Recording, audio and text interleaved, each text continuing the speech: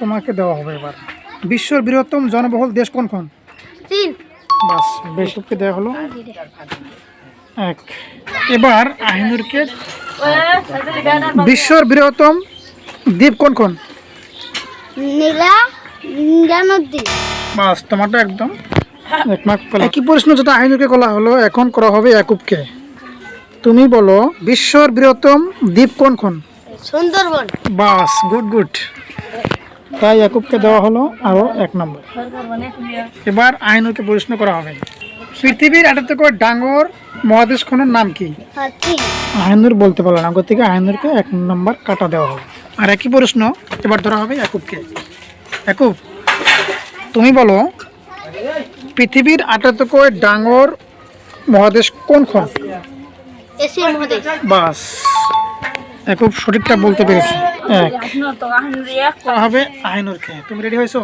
পৃথিবীর আটাত্তর ডাঙর মরুভূমি কোনখন? তার উত্তরটা সঠিক হয়েছে, 1 মার্ক। এবার পরবর্তী প্রশ্ন করা হবে ইয়াকুবকে। ইয়াকুব, তুমি বলো বিশ্বের ক্ষুদ্রতম দেশখনের নাম কি? ইয়াকুব বলো। মনে করছি কিন্তু মনে পড়ছে। আর 5 সেকেন্ড টাইম আছে। 1 2 3 4 5। তোমার টাইম লক করে দিয়েছে। বিশ্বের ক্ষুদ্রতম দেশখনের নাম কি? চীন। তোমার উত্তরটাও একদমই ভুল হয়ে গেছে। গতিকে তোমরা দুজনে এবার কত পেলে?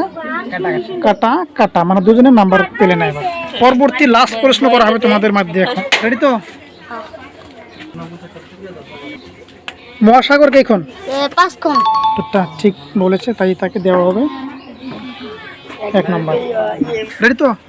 বাস, তোমাকে প্রশ্ন করা হবে কার পৃথিবীর আটাত্তর দিগল নদীখনের নাম কি?